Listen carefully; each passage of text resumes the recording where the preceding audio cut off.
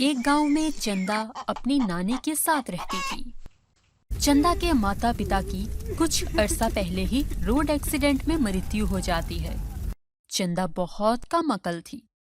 सभी गांव की लड़कियां उसका मजाक बनाती थीं।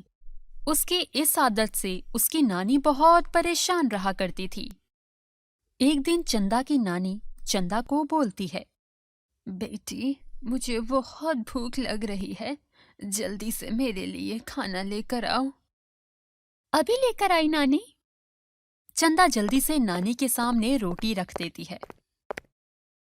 चंदा, रोटी के साथ सालन कहाँ है? क्या मैं अब सूखी रोटी ही खा जाऊं? अरे नानी, आपने जो कहा रोटी लेकर आओ, तो मैं रोटी ही तो लेकर आ गई हूँ।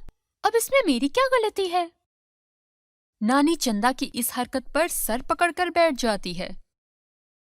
अरे पता नहीं इस लड़की को अकल कब आएगी। इसकी तो माँ इतनी समझदार थी। इसका तो बस चलता तो आसमान से चांद सूरज भी तोड़ लाती।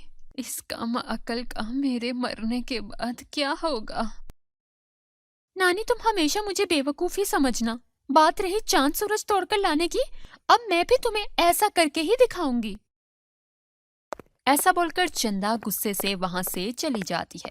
फिर चंदा बाहर एक पेड़ के नीचे बैठ जाती है। सब मुझे कितना बेवकूफ समझते हैं। मैं तो बहुत अक्लमंद हूँ। अब तो मुझे सूरज लाकर उन्हें दिखाना ही होगा। उसके बाद चंदा दिन रात आसमान से चांद लाने की तरकीब सोचने लगी। आसमान तो बहुत ऊंचा है, क्यों ना मैं सीढ़ियां बनाकर आसमान तक जाऊं? हाँ, यही एक तरीका है सूरज तक पहुंचने का। ऐसे ही कुछ दिन, फिर महीने और फिर साल गुजर गए। अब चंदा 19 साल की हो चुकी थी। फिर चंदा ने सीढ़ियों का जीना बनाया जो सीधा आसमान तक जा रहा था। ये देख सब गांव वाले बोले, अरे ये लड़की पागल तो नहीं हो गई? इतनी बड़ी होकर भी कैसी हरकतें कर रही है। उसी गांव में एक लड़की गुड़िया अपने पति करमू के साथ रहती थी। गुड़िया करमू के पास आकर बोली, अरे मुझे आज कुछ नहीं सुनना। शादी से पहले तो बड़ा आप बोलते थे कि आप मेरे लिए चांद सूरज तक तोड़कर ला सकते हो। अब कहाँ गए वो सारे वादे? अरे गुड़िया, तुम भी ना। मुझे कुछ नहीं सुनना, बस जाएं और मेरे लिए सूरज तोड़कर लाएं। आज खाली हाथ घर वापस ना आइएगा। अरे मुझे क्या पता था ये बेवकूफ मेरी बातों को सच मान लेगी।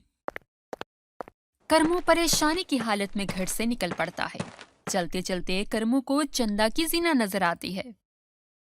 उसे एक तरकीब आती है। वो चुपके से सीढ़ियां चढ़ने लग जाता है। सैकड़ों सीढ़ियां चढ़ने के बाद वो आसमान तक पहुंच गया। आखिर मैं आसमान तक आ ही गया। करमू सूरज को अपने साथ लेकर जमीन पर आ गया और चुपके से अपने घर ले आया। करमू की पत्नी ये सब देख खुशी से नाचने लगी। अरे क्या आप सच में मुझसे इतना प्यार करते हैं? हाँ, लेकिन ये बात अब हम दोनों के दरमियान ही रहनी चाहिए। गांव में बादल ही बादल आ गए। कुछ दिन ऐसा ही चलता रहा। एक दिन गांव का एक आदमी बोलता है, आखिर इतने दिनों से सूरज नहीं निकला। अगर कुछ दिन और ऐसा चला तो हमारे खेत तो तबाह हो जाएंगे। अब भाई, आप बोल तो ठीक ही रहे हैं, लेकिन मुझे लगता है जरूर किसी ने सूरज चोरी कर लिया है। चोरी? वो भी सूरज? हाँ भाई, मुझे तो लगता है जरूर ये सब उस कम अकल चंदा का ही काम है। अगर ऐसा है तो चलो उसके घर चलते हैं, उसे सबक सिखाने। सब गांव वाले चंदा के घर के बाहर पहुंच जाते हैं। अरे चंदा, तुम तो वाकई बहुत कम अकल हो, जिसने सूरज भी चोरी कर लिया। मैंने कोई सूरज चोरी नहीं किया है, मेरा यकीन करो तुम लोग। गांव वाले चंदा की बात पर यकीन नहीं करते और वहां से चले जाते हैं। बस चंदा, ये दिन देखना बाकी रह गया था क्या? चंदा सब की बातों से परेशान हाल अकेले एक जगह पर बैठ जाती है। लेकिन ये कौन है जिसने सूरज को मुझसे पहले चोरी कर लिया? बहुत सोचने के बाद चंदा परेशान हाल अपने घर की तरफ वापस चल पड़ती है। तभी रास्ते में चंदा की नजर करमू के घर की तरफ पड़ती है। करमू के घर से तेज रोशनी निकल रही होती है। अरे इतनी तेज रोशनी, चलकर मुझे देखना होगा। चंदा करमू के घर के अंदर चुपके से देखने लग जाती है। अंदर गुड़िया करमू को बोल रही होती है, अरे अगर ये सूरज हम किसी अमीर आदमी को बेच देंगे तो हम मालामाल हो जाएंगे।